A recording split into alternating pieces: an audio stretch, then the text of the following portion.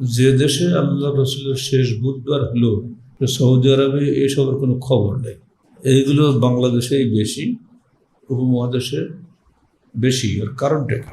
বাংলাদেশের ধার্মিক লোকদের মনে রাখা ভালো, আখেরি চাহা সোমবারের ওই দিন তিনি কি বলে গিয়েছেন, কি ওসিয়াত করে গিয়েছেন, সেইগুলো মনে রাখা কি বেশি জরুরি নয়?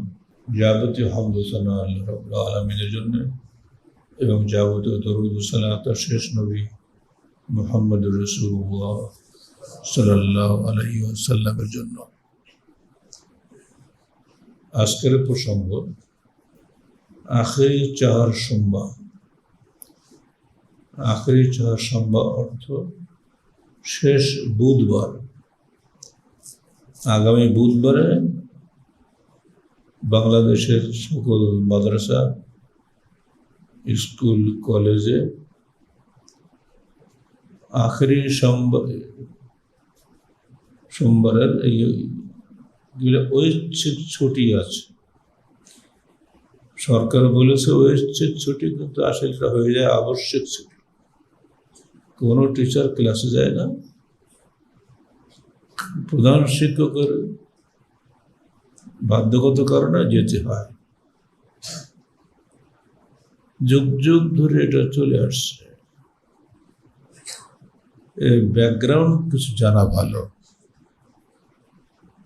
যে দেশে আল্লাহ রসুলের শেষ বুধবার হলো সৌদি আরবে এসবের কোনো খবর নেই। এইগুলো বাংলাদেশেই বেশি, উপমহাদেশে বেশি। এর কারণটা কি? আখেরি চাহার সোমবার শব্দটি ফার্সি, এটা আরবি নয়। কারণটা কি?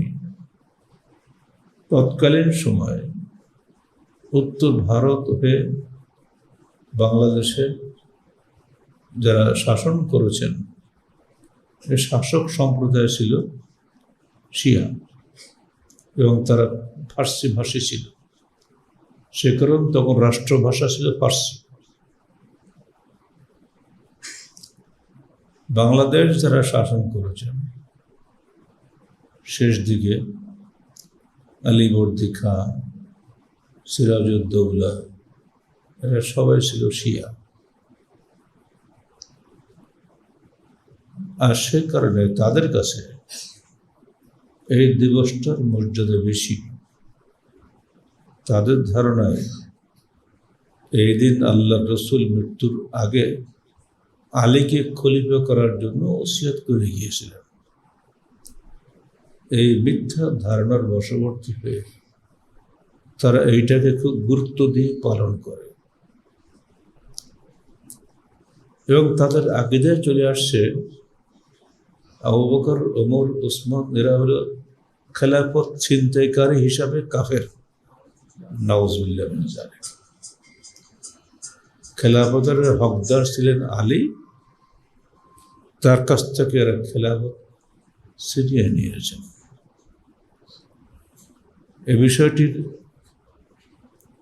এটাই হচ্ছে ব্যাকগ্রাউন্ড। এদেশের মানুষ শেষ বুধবার কিন্তু বলে না, আখেরি চাহার সোমবার বলে এই কারণে যে শাসক দল ফার্সি বলত।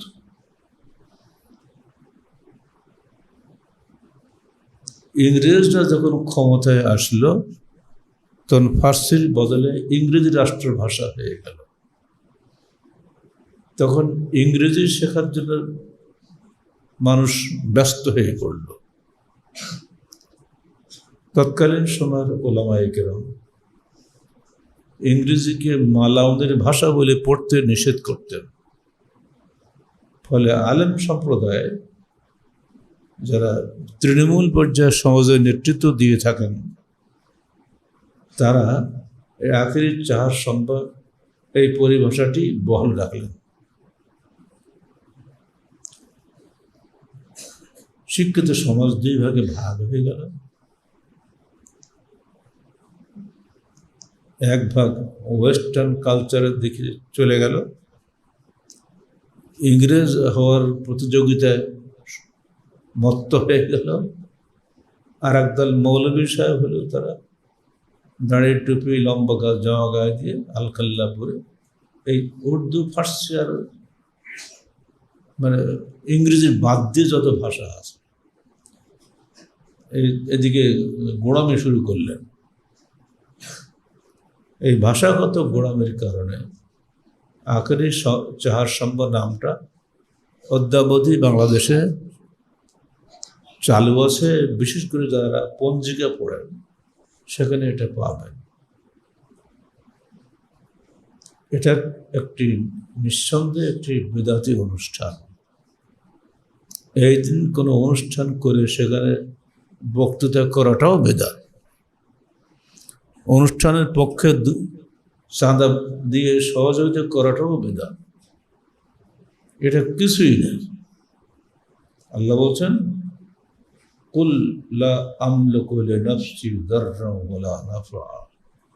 হে মুহাম্মদ, তুমি বলে দাও যে আমি আমার নিজের ক্ষতি বা উপকারের কোনো ক্ষমতা রাখি না, ইল্লা মা শা আল্লাহ, কেবল সেটাই হয় যেটা আল্লাহ চান। লিকুল্লি উম্মাতিন আজাল, প্রত্যেক জাতির একটা মেয়াদ আছে, প্রত্যেক মানুষেরও জীবনের একটা মেয়াদ আছে। ইজা জাআ আজালুহুম, যখন সেই মেয়াদ এসে যাবে অর্থাৎ পরিপূর্ণ হয়ে যাবে, ফালা ইস্তাখিরুনা সাআতাও ওয়ালা ইস্তাকদিমুন, সেখান থেকে আর সামান্যতম বাড়বেও না কমবেও না, ঠিক সেখানে তাকে মরতে হবে।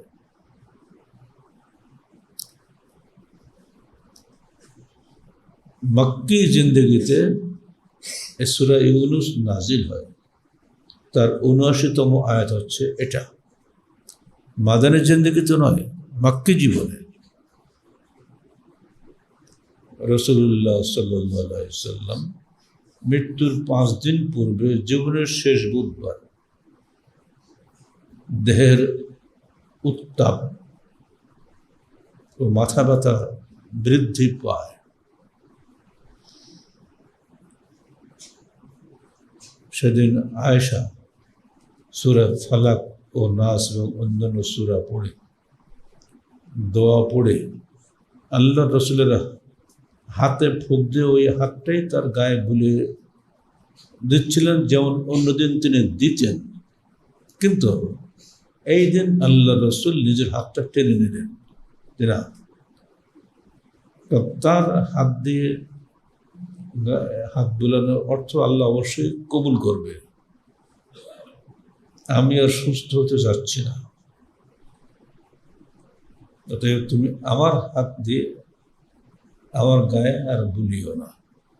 তিনি বরং উল্টা দোয়া করলেন কি, আল্লাহুম্মা গফিরলি ওয়ারহামনি ওয়া আলহিকনি বির-রাফিকিল আ'লা। হে আল্লাহ, তুমি আমাকে ক্ষমা করো, তুমি আমার উপরে অনুগ্রহ করো এবং আমাকে সর্বোচ্চ বন্ধুর সঙ্গে মিলিত করো। ইঙ্গিত, সর্বোচ্চ বন্ধু কে? আল্লাহ। এই দোয়া কিন্তু এর আগে বহু জ্বর হয়েছে, মাথা ব্যথা হয়েছে, কিন্তু কখনো পড়েনি। এখানে একটা জিনিস দেখা যাচ্ছে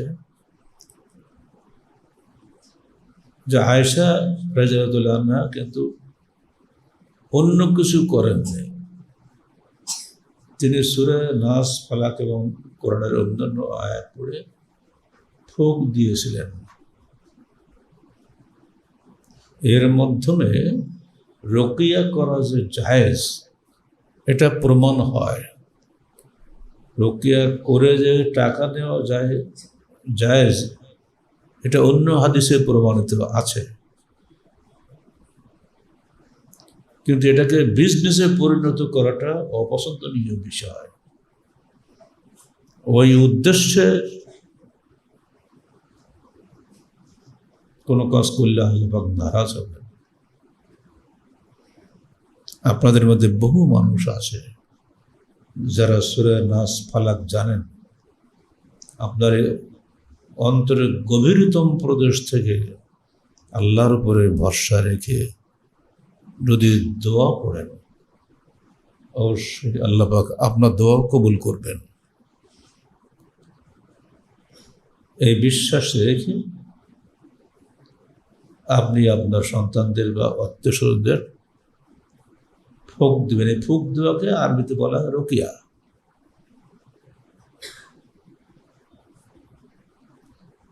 নিজের হাত টেনে নিয়ে এই দোয়া করলেন। তিনি এরপরে বারবার বেহুশ হয়ে পড়তে থাকেন। সেই সময় ঘরের অবস্থানরত মিশরীয় খ্রিস্টান দাসী মারিয়া কিপ্তিয়া এবং উম্মুল মুমিনিন উম্মে হাবিবা, যিনি আবু সুফিয়ানের মেয়ে, এনারা যখন হাবশায় ছিলেন প্রথম হিজরতের কারণে, সেখানে গিয়ে তাদের ধর্মনেতাদের কবর সমূহে জাঁকজমকপূর্ণ অনুষ্ঠানের ঘটনা পরস্পরকে শোনাচ্ছিলেন। এই সময় রাসূলুল্লাহ সাল্লাল্লাহু আলাইহি সাল্লামের মুখের চাদর উনি ফেলে দিয়ে মাথা উঁচু করলেন। সেই সময় তিনি যে হাদিসটা বললেন, এটা আমাদের প্রত্যেকের মনে রাখা খুব জরুরি। আর আয়েশা قالت قال رسول الله صلى الله عليه وسلم إن أولئك إذا كان فيهم الرجل الصالح فمات بنوا على قبره مسجدا وصوروا فيه تلك الصور فأولئك شرار خلق عند الله يوم القيامة لعن الله اليهود والنصارى اتخذوا قبور أنبيائهم مساجدا متفق عليه। মিশকাত 712 নম্বর হাদিস। বারবার বেহুশ হয়ে পড়ছেন, আবার হুঁশ হচ্ছে। সেই সময় পাশে বসে স্ত্রীরা এই গল্প করছে। উনি বুঝতে পারলেন যে আমার মৃত্যুর পরে এরা হয়তো ওই ইহুদি নাসারাদের মধ্যেই কবর পূজা শুরু করে দিবে। মৃত্যুর 5 দিন পূর্বের এই ওসিয়ত বাংলাদেশের ধার্মিক লোকদের মনে রাখা ভালো। আখেরি চাহার সম্পর্কে অনুষ্ঠান না করে ওই দিন তিনি কি বলে গিয়েছেন, কি ওসিয়ত করে গিয়েছেন, সেইগুলো মনে রাখা কি বেশি জরুরি নয়? তিনি বলছেন, ইন্না উলাইকা ইযা কানা ফীহিমুর রাজুলুস সালিহ, ইহুদি খ্রিস্টানদের মধ্যে কোনো সৎকর্মশীল নেককার মানুষ যদি মরে যায়, বানাও আলা কবরিহি মসজিদা, তারা তার কবরের উপরে মসজিদ বানাতো। সাওয়ারু ফিহি তিলকা সুওয়ার, সেই মসজিদের মধ্যে ওই মৃত ব্যক্তির প্রতিকৃতি স্থাপন করত, চাই মূর্তি হোক বা লেখার মাধ্যমে হোক। উলাইকা শিরারুল খালকি ইনদাল্লাহি ইয়াওমাল কিয়ামাহ, মনে রেখো এরা কিয়ামতের দিন আল্লাহর নিকটে সৃষ্টির সবচেয়ে নিকৃষ্ট হিসাবে গণ্য হবে। সৃষ্টির সবচেয়ে নিকৃষ্ট, অর্থাৎ শুকর কুকুরের চাইতেও নিকৃষ্ট। শিরারুল নাস বলেনি, নিকৃষ্ট মানুষ বলেনি, শিরারুল খালক, ভাষাটা খেয়াল করেছেন? সৃষ্টির সবচেয়ে নিকৃষ্ট হিসাবে গণ্য হবে। লান আল্লাহুল ইয়াহুদ ওয়ান নাসারা, আল্লাহ পাক লানত করেছেন ইহুদি এবং নাসারাদেরকে। ইত্তাখাযু কুবুর আম্বিয়াইহিম মাসাজিদা, তারা তাদের নবীদের কবরকে মসজিদ বানিয়েছে। বুখারী মুসলিম হাদিস, মিশকাত 712 নম্বর হাদিস।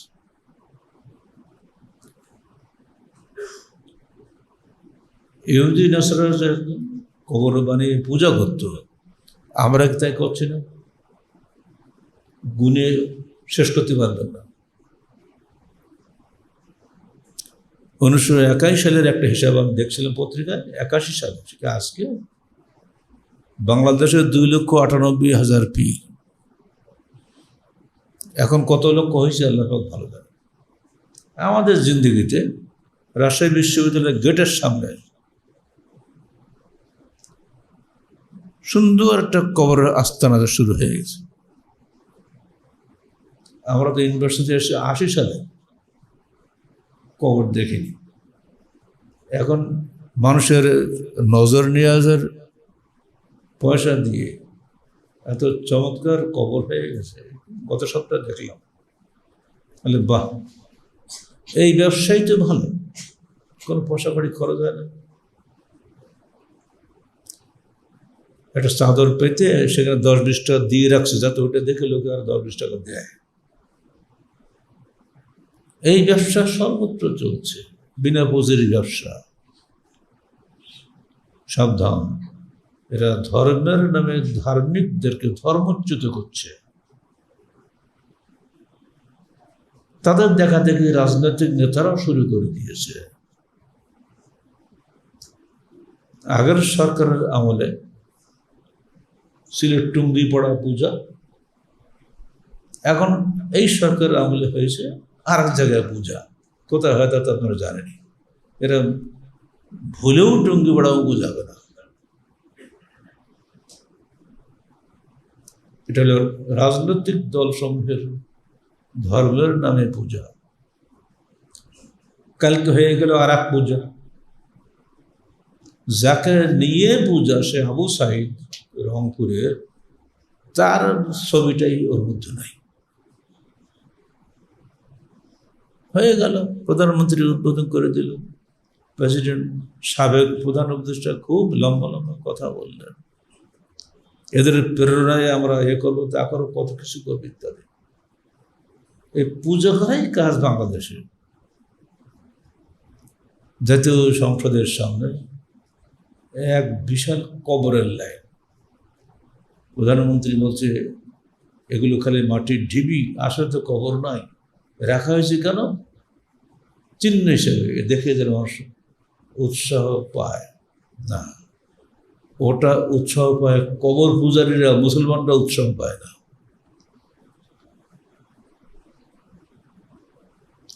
যে পুলিশটা গুলি করল তার নাম কেউ নিচ্ছে না, একদম ছবিতে আমার নিজ চোখে দেখা।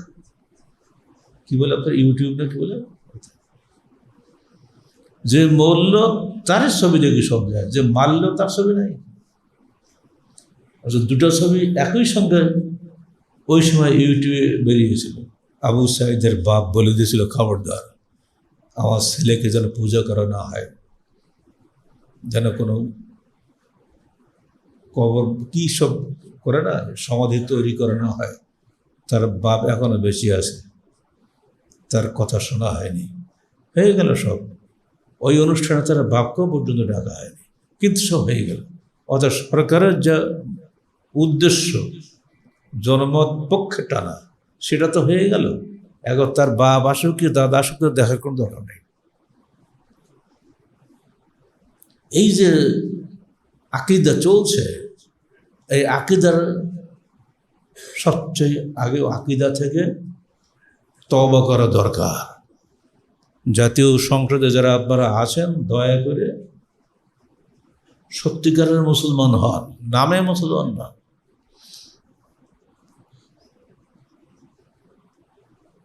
দেশের প্রধানমন্ত্রী হলো 18 কোটি মানুষের মুখপাত্র, তার মুখ দিয়ে অন্তত সঠিক কথা বেরোনো উচিত ছিল। মনে হচ্ছে সারা বাংলাদেশের কথা এটাই। আমরা দ্ব্যর্থহীন প্রতিবাদ জানাচ্ছি। আহলে হাদিস মুসলমানরা কখনোই মূর্তি পূজায় বিশ্বাস করে না, কখনোই কবর পূজায় বিশ্বাস করে না। ভালো করে শুনে রাখেন, আমরাও দেশের নাগরিক। হয়তো বা আপনাদের ক্ষমতা আছে আমাকে ধরিয়ে আবার কারাগারে ঢুকে 10টা মামলা দিয়ে একবার তো 3 বছর 6 মাস 6 দিন রাখছেন, পারলে আরও 10 বছর রাখেন, নাহলে আর বেশি কি, পারলে ফাঁসি দেবেন। যখন মৃত্যুক্ষণ আমার এসে যাবে, তার 1 মিনিট আগেও কেউ মারতে পারবেন না, পরেও কেউ নিয়ে যেতে পারবেন না। কিন্তু আমাকে হক কথা বলে যেতেই হবে। আপনারাও যেন ভয় পাবেন না, রাজি আছেন তো? কোনো কবরে যাবেন না, আপনার সন্তান মরে যাক আপনার সামনে, তাহলে দোয়া পড়বেন আল্লাহর কাছে। কোনো বান্দা নয়। নাস ফালাক পড়ে আয়েশা রাদিয়াল্লাহু আনহা ফুঁক দিয়েছেন না মৃত্যুর সময় তার স্বামীকে, আপনিও ফুঁক দিবেন। কিন্তু কোনো কবরে যাবেন না। যে কবরে আছে সে কি কারো কোনো উপকার করতে পারে, সে কি কোনো ক্ষতি করতে পারে? এটা পাগলও বোঝে, কিন্তু এই বোকারা বোঝে না।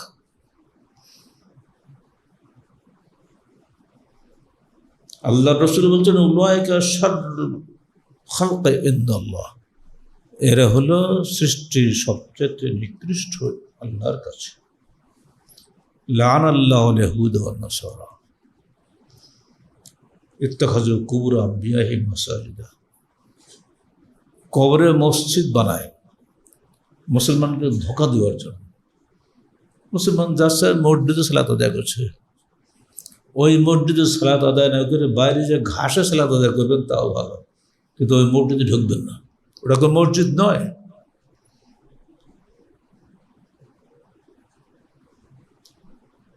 আবি হুরায়রা রাদিয়াল্লাহু তাআলা একই বিষয়ে আবু হুরায়রার বর্ণনা এসেছে এভাবে, আল্লাহুম্মা লা তাজআল কবরি ওয়াসানান ইউবাদ।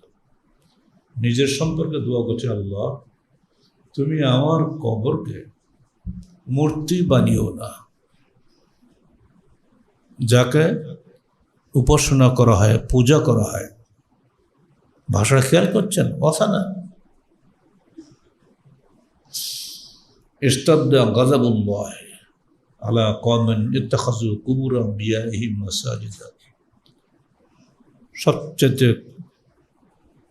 আল্লাহর কঠোর ক্রোধ তাদের উপরে যারা তাদের নবীদের কবরকে মসজিদ বানিয়েছে।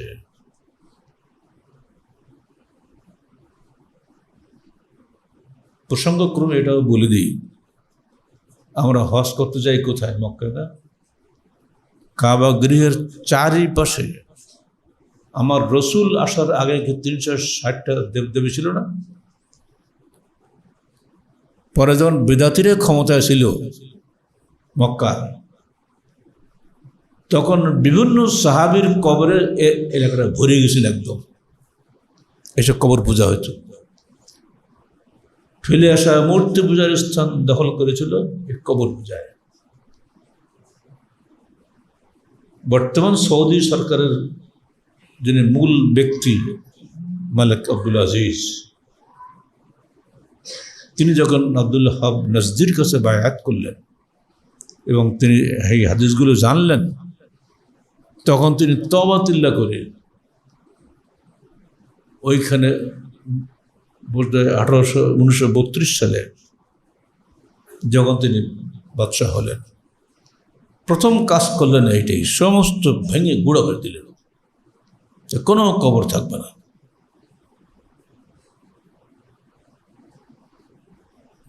চারপাশে 4 মুসল্লা ছিল, হানাফি মুসল্লা, শাফি মুসল্লা, হাম্বলি মুসল্লা, মালিকি মুসল্লা, সব গুঁড়ো করে দিলেন। কোরআনে কি বলা হয়েছে? ইত্তাখাযু মাকাম ইব্রাহিম মুসল্লা, তোমরা ইব্রাহিমের দাঁড়ানোর স্থানকে মুসল্লা হিসেবে গ্রহণ করো। কোরআনের এই স্পষ্ট আয়াত অগ্রাহ্য করে সেই কাবা গৃহের চারিপাশে 4 মুসল্লার পুজো করা হয়েছে। হানাফির 1 মুসল্লা, শাফির 1 মুসল্লা। কেন? মুসলমান নবী কি 4টা নাকি? 548 বছর ধরে এই বিদআত সানিয়া সেখানে চালু ছিল। 1343 হিজরিতে এসে বাদশাহ আব্দুল মালিক বিন আব্দুল আজিজ ভেঙে গুঁড়ি করে দিলেন। এখন আমরা হজে যাচ্ছি, ওমরায় যাচ্ছি, কোনো মূর্তি বা কোনো কবর দেখি সেখানে? কিছুই নাই। এখনকার সেলিব্রিটি জানবেই না। ইতিহাস সাক্ষ্য, শিরক ও বিদআত উচ্ছেদের জন্য সবসময় একদল হকমন্ত্রী মানুষের প্রয়োজন আছে, আল্লাহ নিজে আসেন না। লা তাযালু তায়িফাতুম মিন উম্মতি যাহিরিন আলাল হক, আমার উম্মতের মধ্যে সর্বদা একদল লোক থাকবে যারা হকের উপর দৃঢ় থাকবে। আলা ইয়াদুররুহুম মান খাযালাহুম হাত্তা ইয়াতিয়া ইয়াউমুল কিয়ামা ওয়া হুম কাযালিক। তাদেরকে বহু লোক ছেড়ে যাবে, কিন্তু তাদের কোনো ক্ষতি করতে পারবে না। এইভাবে কিয়ামত এসে যাবে। আপনারা অবশ্যই এই ব্যাপারে আকীদা মজবুত রাখবেন। যত বিপদে পড়েন না কেন, কোনো কবরে যাবেন না, কোনো কবরের ওসিলায় মুক্তি চাইবেন না, মৃত ব্যক্তির ওসিলায় মুক্তি চাইবেন না, এমনকি নবীর ওসিলায় মুক্তি চলবে না। সিরেফ আল্লাহ, সিরেফ আল্লাহ, সিরেফ আল্লাহ। মুসলমানদের মধ্যে এই আকীদা যতদিন মজবুত থাকবে, তাদেরকে কেউ ধ্বংস করতে পারবে না। কিন্তু দুর্বল আকীদার লোকেরা সংসদে যাওয়াতে দেশটা শেষ করে দিচ্ছে।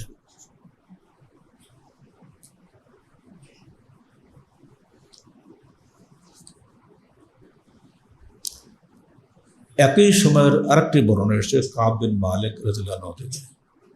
আল্লাহ রাসূল সাল্লাল্লাহু আলাইহি ওয়াসাল্লাম আমাদের উদ্দেশ্যে বলে যাচ্ছেন, ইন্নী আনহাকুম আন যালিক, আমি তোমাদেরকে এ থেকে নিষেধ করে যাচ্ছি। কি থেকে? নবীদের কবর পূজা থেকে, নবীদের কবরের উপরে মসজিদ বানানো থেকে। কতগুলো কথা উনি বললেন, 3-4টা হাদিস হয়ে গেল না? আখিরি চাহার সম্ভা যারা পালন করে, তারা কি এই হাদিসগুলো বলে? তাহলে তো ও কাজ হবেই না। এইবার তিনি বলছেন, এই যারা তোমরা আসো কবর, এই ঘরের মধ্যে খুব অল্প সংখ্যক লোক, 3-4 জন বউ আর এরা কয়েকজন সাহাবী। হাল বাল্লাগতো, হাল বাল্লাগতো, হাল বাল্লাগতো, আমি কি পৌঁছে দিলাম, আমি কি পৌঁছে দিলাম, আমি কি পৌঁছে দিলাম। এরপরে আল্লাহকে সাক্ষী রেখে বলছে, আল্লাহুম্মা শাহাদ, আল্লাহুম্মা শাহাদ, আল্লাহুম্মা শাহাদ। 3 বার, আল্লাহ তুমি সাক্ষী থাকো, আল্লাহ তুমি সাক্ষী থাকো, তুমি সাক্ষী থাকো। 3 জনের মধ্যে কথার হেরফের হতে পারে, কিন্তু আল্লাহর কাছে কোনো হেরফের হবে না। তো এটাও তিনি 3 বার বললেন। সহিহ তারগিব হাদিস সংখ্যা 2288। অতঃপর তিনি বেহুশ হয়ে গেলেন। অতঃপর তিনি বললেন, হুঁশ ফিরে আসলে তোমরা বিভিন্ন কুয়া থেকে 7 মশক পানি এনে আমার মাথায় ঢালো। বিভিন্ন কুয়া থেকে বলার কারণ, বিভিন্ন কুয়ায় পানি বিভিন্ন গুণের সমৃদ্ধ। এটাতে একটা বৈজ্ঞানিক থট চলে আসলো। এটা তো আমরা এখন বুঝতে পারছি। বঙ্গোপসাগরের পানি আর নওদাওড়ার পানি কি একরকম? ওরে বাপরে বাপ, বঙ্গোপসাগরের পানি তো লবণাক্ত, এত লবণ।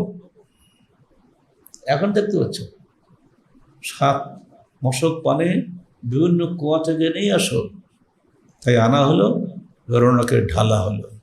সেই গোসল করে, গোসল করলে মানুষের সুস্থ হয় না, বেশ ঝরঝরে মনে হলো। এইবারে মাথায় একটা কাপড় দিয়ে চলে গেলেন মসজিদে, যে জোহরের সালাতে ইমামতি করলেন। এইবার সালাত শেষে তিনি বক্তব্য শুরু করলেন। প্রথমেই তিনি আনসারদের প্রশংসা করলেন। তাদের প্রশংসা একটা মৌলিক কথা তিনি বললেন, হুম কাল মিলহি ফি তাআম, আনসাররা হলো খাদ্যের মধ্যে লবণের ন্যায়। লবণ ছাড়া কি খাওয়া যায়? লবণ ছাড়া যেমন ভাত খাওয়া যায় না। সাইয়্যিদু ইদামিকুল মিলহ বলা হয়েছে হাদিসে, তোমাদের শ্রেষ্ঠ তরকারি হলো লবণ। কম খান বেশি খান, লবণ তো লাগবেই। অথচ এই উদাহরণটা দিচ্ছেন মৃত্যুর 5 দিন আগে। অতএব তোমরা আনসারদের ভালোগুলো গ্রহণ করবে, মন্দগুলো ক্ষমা করবে। এলে প্রথম ভাষণ, বুখারী মিশকাত 6212। এবারে তিনি বললেন, এটা আসলে জুনদুব বিন আব্দুল্লাহ আল বাজালি থেকে, লাউ কুনতু মুত্তাখিযান মিন উম্মতি খলিলান লাত্তাখাযতু আবা বকরিন খলিলা। রাওয়াহু মুসলিম মিশকাত 783। যদি আমি আমার উম্মতের মধ্যে কাউকে বন্ধু হিসেবে গ্রহণ করতাম, তাহলে অবশ্যই আমি আবু বকরকে বন্ধু হিসেবে গ্রহণ করতাম।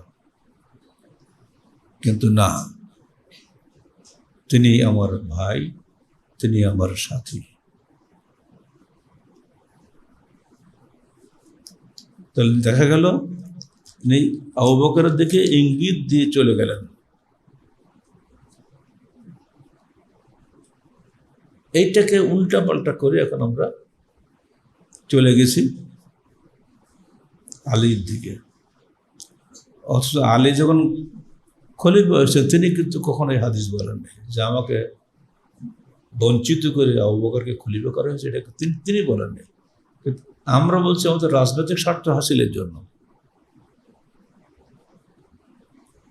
আপনাদের ঘরে নিশ্চয়ই সিরাতুর রাসূল আছে, এর ৪র্থ সংস্করণ যেটা লেটেস্ট, এর 747 পৃষ্ঠায় আলোচনাগুলো পাবেন, এগুলো পড়ে নেবেন বাড়িতে গিয়ে। সিরাতুর রাসূল, আল্লাহ রসুলের জীবনের উপরে আমাদের সাধ্যমতো প্রায় সব কিছুই আমরা জমা করার চেষ্টা করেছি, এবং আমাদের নীতি ছিল সহিহ হাদিসে যা পাবো তাই এখানে জমা হবে, বিশ্বস্ত সূত্রের বাইরে আমরা যাব না, এবং সেটাই করা হয়েছে।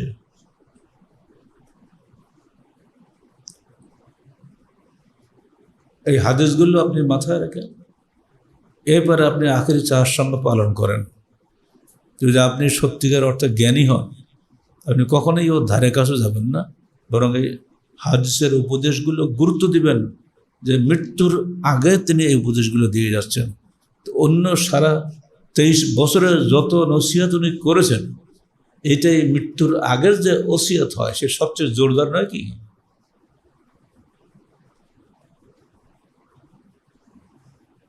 অন্য হাদিসে এসছে, দেখো যা কিছু নাহানো মাশারাল আম্বিয়া, আমরা যারা নবীদের গোষ্ঠী, এক কথা আমরা নবীরা, লা নৌরস, কোনো কিছু উত্তরাধিকার রেখে যাই না, মা তারাকনাহু সাদাকা, যা কিছু রেখে যাই সবই সাদাকা। এই হাদিসটা আবু বকর বলেছেন। ফলে ফাতেমার দাবি ছিল আমার আব্বার মৃত্যুর পরে আমি ফাদাকের খেজুর বাগানের অধিকারী হব। এই হাদিস জানার পরে আলী আর দাবি করেননি, কিছুই তিনি রেখে যান নাই ইলম ছাড়া, অর্থাৎ কোরআন এবং সুন্নাহ। তারাকতু ফীকুম আমরাইন লান তাদিল্লু মা তামাসসাকতুম বিহিমা কিতাবাল্লাহ সুন্নাত নবিয়্যিহি। আমি তোমাদেরকে ছেড়ে যাচ্ছি, বিদায় হজের ভাষণে এসছে, আগামী বছর তোমাদের সঙ্গে আর দেখা হবে কিনা জানি না। রেখে যাচ্ছি তোমাদের সামনে দুটি আমানত, আল্লাহর কিতাব এবং তার নবীর সুন্নাহ। এই আমানতের বহনকারী দায়িত্বশীল হচ্ছে মুসলিম উম্মাহ। মুসলিম উম্মাহ যদি এই আমানতের খেয়ানত করে, কিয়ামতের মাঠে আল্লাহ রসুলের সামনে কি আমরা দাঁড়াতে পারবো? তিনি কি আমাদের জন্য শাফাত করবেন? অসম্ভব। কবর পূজার ধারে কাছে যাবেন না, মূর্তি পূজার ধারে কাছেও যাবেন না, ভাস্কর্য পূজা, প্রতিকৃতি পূজা, ছবি পূজা, অগ্নি পূজা যেগুলো চলছে বাংলাদেশে, এমনকি সেনাকুঞ্জে আর্মিদের মূল কেন্দ্রবিন্দু যেটা, সেখানেও পর্যন্ত সারা বছর আগুন জ্বলছে। আর সেইখানে গিয়ে দেশের সর্বোচ্চ নেতারা শ্রদ্ধা নিবেদন করছে। বিশ্ববিদ্যালয়গুলো যেখানে সর্বোচ্চ বিদ্যাপীঠ, সেখানে যে কোনো মিটিংয়ে বসলেই দাঁড়ান 1 মিনিট নীরবতা পালন করেন। আগে বলতো 2 মিনিট, এখন বলে 1 মিনিট। কেন? প্রত্যেকে নিজ নিজ সাধ্য মোতাবেক শ্রদ্ধা নিবেদন করেন। কোথায় করবে? হিন্দু হলে হিন্দু ভগবানের কাছে, মুসলমানের কাছে, এই জন্য দোয়া পড়ে না, খালি বলে নীরবতা। এমন কিছু সংবিধান তৈরি করা হয়েছে বাংলাদেশের, সংবিধান যারা কোরআনের চাইতে পবিত্র মনে করে, সেখানেও পর্যন্ত যখন শপথ নিতে হয় মন্ত্রীদের, এমপিদের, রাষ্ট্রপতিদের, সবাইকে, তখন শুরুতেই বলতে হয়, আমি সশ্রদ্ধ চিত্তে শপথ করিতেছি যে। সশ্রদ্ধ চিত্তে কার নামে শপথ করছো এটা বলে না, অথচ পরিষ্কারভাবে হাদিসে বর্ণিত হয়েছে, মান হালাফা বেগাইরিল্লাহ ফাকাদ আশরাকা আও কাফারা, যে ব্যক্তি আল্লাহ ব্যতীত অন্যের নামে শপথ করে সে শিরিক করলো বা কুফরি করলো। এই কুফরি শপথের মাধ্যমে বাংলাদেশ চলছে। সাবধান এমপি সাহেবরা, যতই আমার কাছে এসে দোয়া চান, এই দোয়া কোনো কাজ হবে না। শপথ নিয়েছেন আপনি কুফরি শপথ, ওখানে কখনোই আল্লাহর রহমত নেমে আসতে পারে না। আখেরি চাহার সম্বার ব্যাপারে এই আলোচনাটা সবসময় মাথায় রাখবেন, এবং যদি ভুলে যান তো সিরাতুর রাসূলটা পড়ে নেবেন। যারা শিক্ষিত জ্ঞানী মানুষ হয়তো হটকারিতা করবেন না, মূর্খদের 7 খুন মাপ, ওদেরকে কেউই ছাড়বে না, আল্লাহও ছাড়বে না। 2,98,000 পেরিয়ে যদি 3,98,000ও হয়, তাদের ব্যবসায়ী হলো ওইগুলি করা। যদি ওর সঙ্গে টাকার সম্পর্ক না থাকতো তাহলে ওরা তওবা করত। আল্লাহ পাক আমাদের সবাইকে পবিত্র কোরআন ও সহিহ হাদিস অনুযায়ী জীবন গড়ার তৌফিক দান করুন। যে কোনো মূল্যে শিরক ও বিদআত থেকে দূরে থাকার মানসিকতা অর্জনের তৌফিক আল্লাহ পাক আমাদের দান করুন। আমিন। আকুলু কওলি হাযা আস্তাগফিরুল্লাহ লি ওয়া লাকুম ওয়া লিসাইরিল মুসলিমিন। আলহামদুলিল্লাহ নাহমাদুহু ওয়া নাস্তাঈনুহু ওয়া নাস্তাগফিরুহু ওয়া নু'মিনু বিহি ওয়া নাতাওয়াক্কালু আলাইহি ওয়া নাউযু বিল্লাহি মিন শুরুরি আনফুসিনা ওয়া মিন সাইয়্যাতি আ'মালিনা মান ইয়াহদিহিল্লাহু ফালা মুদিল্লা লাহু ওয়া মান ইউদ্লিল ফালা হাদিয়া লাহু ওয়া নাশহাদু আন লা ইলাহা ইল্লাল্লাহু ওয়াহদাহু লা শারীকা লাহু ওয়া নাশহাদু আন্না মুহাম্মাদান আবদুহু ওয়া রাসূলুহু। ইন্নাল্লাহা ওয়া মালাইকাতাহু ইউসাল্লুনা আলান নবী ইয়া আইয়ুহাল্লাযীনা আমানু সাল্লু আলাইহি ওয়া সাল্লিমু তাসলিমা। আল্লাহুম্মা সাল্লি আলা মুহাম্মাদ ওয়া আলা আলি মুহাম্মাদ কামা সাল্লাইতা আলা ইব্রাহিম ওয়া আলা আলি ইব্রাহিম ইন্নাকা হামিদুম মাজিদ। আল্লাহুম্মা বারিক আলা মুহাম্মাদ ওয়া আলা আলি মুহাম্মাদ কামা বারাকতা আলা ইব্রাহিম ওয়া আলা আলি ইব্রাহিম ইন্নাকা হামিদুম মাজিদ। اللهم انصر من نصر دين محمد صلى الله عليه وسلم واجعلنا منهم وخذل من خذل دين محمد صلى الله عليه وسلم ولا تجعلنا منهم. عباد الله رحمكم الله إن الله يأمركم بالعدل والإحسان وإيتاء ذي القربى وينهى عن الفحشاء والمنكر والبغي يعظكم لعلكم تذكرون. واذكروا الله يذكركم وادعوه يستجب لكم ولذكر الله تعالى وأعلى وأعز وأجل وأتم وأهم وأكبر.